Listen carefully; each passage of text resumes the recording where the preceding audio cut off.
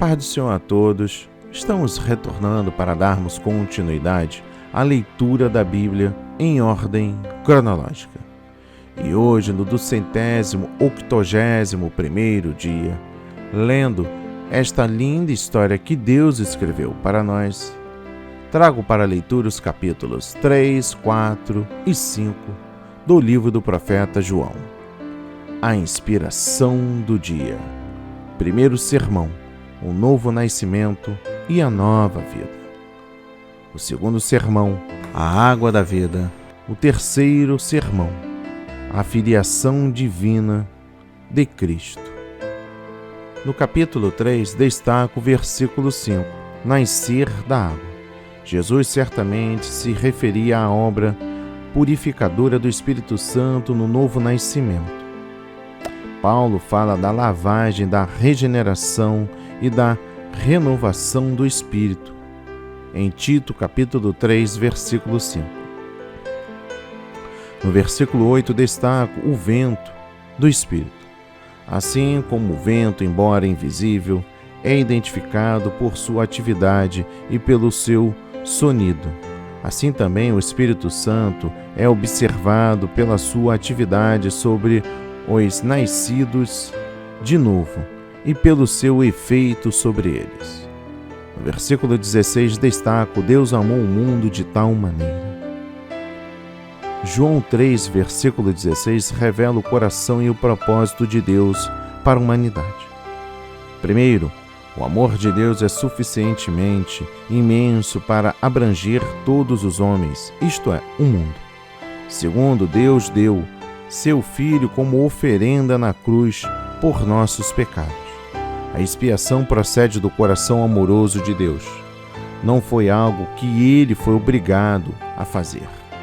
Terceiro, crer. Inclui 3 elementos principais. Ponto número 1, plena convicção de que Cristo é o Filho de Deus e o único Salvador do perdido pecador. Ponto número 2, comunhão com Cristo pela nossa autossubmissão, dedicação e obediência a Ele. Ponto número 3, plena confiança em Cristo, de que Ele é capaz e também quer conduzir o crente à salvação final e à comunhão com Deus no céu. Quarto, perecer. É a quase sempre esquecida palavra em João 3, versículo 16. Ela não se refere à morte física, mas à pavorosa realidade do castigo eterno no inferno. Quinto, vida eterna. É a dádiva de Deus, outorga ao homem quando este nasce de novo. Eterna, expressão não somente a perpetuidade da nova vida, mas também a qualidade desta vida, como a de Deus. Uma vida que liberta o homem do poder do pecado de Satanás e o que o afasta daquilo que é puramente terreno, para que ele conheça a Deus. No versículo 19 destaco: amaram mais as trevas do que a luz. Uma característica fundamental dos ímpios é que eles amam as trevas, isto é, seu prazer está no pecado e na imoralidade. O cristão verdadeiro, ao contrário, ama a justiça e aborrece a iniquidade, e se entristece quando prevalecem as ações perversas dos ímpios. Não tem prazer nos passatempos sensuais, nem na prática da conduta pecaminosa tão abertamente manifesta na sociedade atual. No versículo 36, destaco aquele que não crê. A palavra grega traduzida por não crer é apeiteo. Isso significa desobedecer ou não se sujeitar a. É contrastada com aquele que crê. Pisteu, no grego. No começo do versículo, para João, incredulidade significa não obedecer ao Filho. A fé e a obediência são 2 palavras cujas ideias são frequentemente intercambiáveis. O Evangelho chega até nós como uma dádiva gratuita, mas, uma vez aceito, não nos deixa livres para fazermos aquilo que queremos.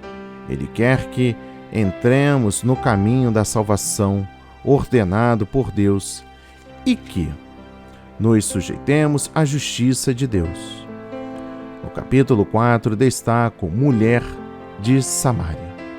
A conversa que Jesus teve com a mulher de Samaria revela sua dedicação ao propósito de seu Pai Celeste, bem como seu próprio desejo de conduzir essa pessoa à vida eterna.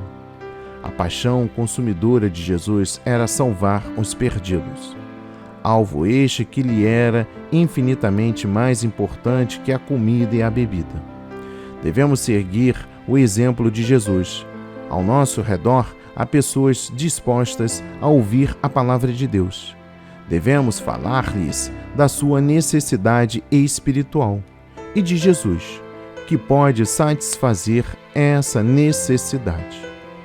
No versículo 14, destaco água a jorrar para a vida eterna.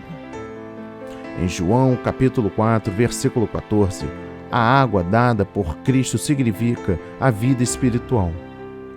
Para usufruir dessa água viva, é necessário que a pessoa a beba.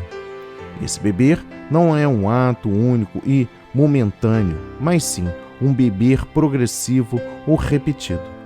A palavra beba, do grego pineto, deriva de pino. Está no presente do imperativo e representa uma ação progressiva ou repetida. Para beber da água da vida, necessário é estar junto à fonte da água viva, que é o próprio Cristo. Ninguém pode continuar bebendo da água da vida, estando distanciado da fonte. Tal pessoa torna-se o que Pedro descreve como fontes sem água. Em 2 de Pedro, capítulo 2, versículo 17. No versículo 23, destaco: adorarão em espírito e em verdade. Jesus ensina várias coisas neste versículo. Primeiro, em espírito, indica o nível em que ocorre a adoração verdadeira.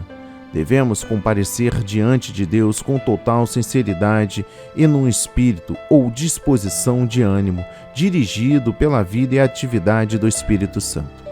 Segundo, verdade, do grego alateia, que é característica de Deus, encarnada em Cristo, intrínseca no Espírito Santo. Por isso, a adoração deve ser prestada de conformidade com a verdade do Pai, que se revela no Filho e se recebe mediante o Espírito. Aqueles que propõem um tipo de adoração que ignora a verdade e as doutrinas da Palavra de Deus desprezam no seu todo o único alicerce da verdadeira adoração. No versículo 24, destaco verdade. Porque Cristo é a verdade. Viver em união com Ele requer a verdade. Alegar ter comunhão com Cristo e ter a salvação sem, porém, viver e falar de acordo com a verdade é estar enganado. Quem não tem a verdade revela a real condição do seu coração. Os tais se opõem a Deus e permanecem fora do reino dos céus. O mentiroso pertence à sinagoga de Satanás. No versículo 36, destaco o fruto para a vida eterna. Quem leva os outros à fé salvífica em Jesus Cristo está fazendo algo de relevância eterna. Um dia virá regozijar-se no céu por causa daqueles que foram salvos, graças a seus esforços, orações e testemunho. Ao mesmo tempo, deve compreender que sua obra é muitas vezes fruto do trabalho de outros. Tudo quanto fazemos na obra de Deus é, em grande parte, resultado do labor sacrificial anterior de Cristo e dos seus fiéis. No versículo 48, destaco sinais e milagres. Embora os sinais e milagres sejam uma obra autêntica do reino de Deus, nossa fé não deve concentrar-se neles, mas sim em Cristo, do qual eles dão testemunho. Devemos crer em Jesus Cristo porque Ele é o Filho de Deus, nosso Senhor e Salvador. Jesus precisa ser adorado e honrado por causa do seu amor, misericórdia, santidade e caráter justo, e não apenas por causa daquilo que Ele pode fazer em nosso favor, no campo físico ou material. Dedicação profunda ao Senhor e a termos uma maior fé, assim como o milagre descrito aqui motivou essas coisas na vida daquele Régulo. E por fim, o capítulo 5. Destaca o versículo 5, 38 anos. A enfermidade desse homem já durava 38 anos. Ele experimentara uma prolongada frustração por não ter recebido a sua cura. Apesar de continuamente confiar em Deus, finalmente um dia foi curado. Foi em grande parte pela longa duração do sofrimento desse homem que Jesus, com sua grande compaixão, decidiu ajudá-lo.